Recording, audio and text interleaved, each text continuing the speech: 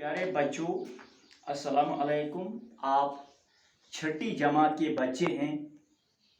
मैं आपको एक सबक हकायात से दूसरा जो इसका हिस्सा है पढ़ने जा रहा हूँ। आप अपनी किताबें खोलिए और सफ़ा नंबर 85 पर देखिए, जो इसका दूसरा पैराग्राफ है। ये एक कहानी है। जो ये हकायत लफ्ज़ है, ये फ़ारसी लफ्ज़ है। हकायत का मतलब है कहानी, यानी जिसको हम कश्मीरी में दलील बोलते हैं। लेकिन ये कहानी हकीकत पे कुछ मबनी होनी चाहिए और इससे कुछ फ़ायदा और नसीहत मिलनी चाहिए। तो ये एक शख्स दिन के उजाले में शमा लेकर बाजार में चक्कर लगा रहा था।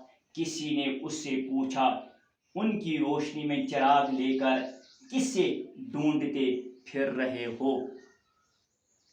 तो आपने सुना होगा कि पहले जो यहाँ सब्जेक्ट चलता था फारसी में भी ये दलील, ये कहानी दर्ज है। उसमें लिखा था, नाबीनाए दरशबी तारीख चरागे बदस्त व सबोए बरदोश राह में रफ्त का मतलब चल रहा था। तो इसी तरह ये कहता है कि ये शमा को हाथ में लिए हुए जा रहा था किसी बाजार में। तो लोगों ने उससे पूछा कि उनकी रोशनी में चिराग लेकर किसे ढूंढते फिर रहे हो? उसने जवाब दिया, मैं आदमी की तलाश में हूँ मगर वो नहीं मिलता। कि मैं एक आदमी को ढूंढ रहा था लेकिन वो मुझे नहीं मिलता। वो शख्स ने ये सुनकर कहा, जनाब, बाजार में तो इतने आदमी हैं कि खोए से खोआ उछल रहा है। उसने कहा, मैं ऐसे आदमी को ढूंढ रहा हूं जो गुस्से और लालच के मौका पर भी अपने आप पर काबू रखे। यानी मैं उस इंसान को ढूंढ रहा हूं जिसको अपने नफ्स पर जो ज़ब्त नफ्स कर सकता हो, जो अपने नफ्स पे काबू कर सकता हो, जो अपनी जान पर काबू कर सकता है। यानी जो इसका मतलब है जो सब्र कर सकता है, यानी जो गुस्सा के वक्त सब्र करे। तो मैं उसी आदमी को ढूंढ रहा हूँ। यानी कुरान में भी लिखा है, इन्नल्लाह मा साबरीन, यानी जो सब्र करेगा मैं सब्र करने वालों के साथ है। ये ईमान और इस्लाम की, ईमानदारी की, मोमिन की बड़ी निशानी है कि वो सब्र से काम ले। यानी कुरान में लिखा है, ए ईमान वालो, आप सब्र और नमाज से मदद हासिल करो। जो गुस्से और लालच के मौके पर भी अपने आप पर काबू रखे। इस शख्स ने कहा, ऐसा आदमी तो कम मिलता है। इसने कहा, मगर मुझे ऐसे ही आदमी की तलाश है। लेकिन ये जो कहानी है, ये हजरत मौलाना रूम रहमतुल्लाह अलैह की कहानी है। ये उसी ने किया भी और ये उसी की कहानी है।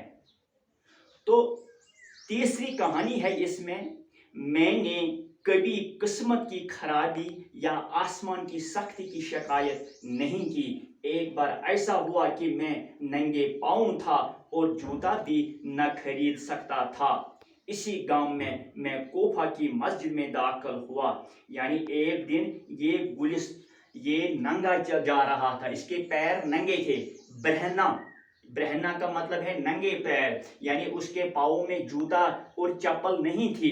वो नंगे पाँव जा रहा था कोफा की एक मस्जिद में। जब वो दाखिल हुआ तो वहां मैंने एक आदमी को देखा जिसके पाँव ही नहीं थी। मैंने खुदा की नियामत का शुक्र अदा किया और अपने पास जूता न होने पर सब्र किया। ये जो वाक़ा हुआ है, ये वाक़ा हुआ है हज़रत सईदी के साथ, जो एक फारसी शायर था जिसने कहानी नज़म गुलिस्तान और बोस्तान लिखी है। ये उसी शायर की कहानी है, ये वाक़ा उसी का है।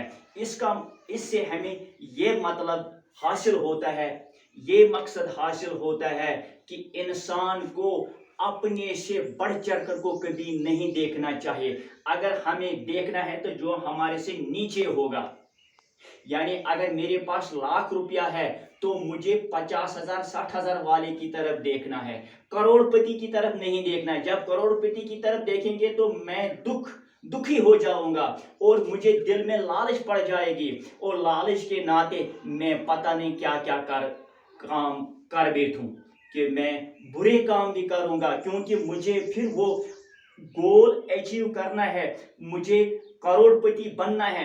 करोड़पति बनने के लिए क्योंकि लालच बुरी बला है, इस लालच के बिना पर मुझे बुरा काम करने पर ये मजबूर कर देगा, तो मैं इंसानियत को छोड़कर हैवानियत की राह पर चलूंगा। तो इसलिए अगर मुझे देखना है, मुझे अपने से कमजोर की तरफ देखना है, अपने से बढ़-चढ़ की तरफ नहीं देखना है।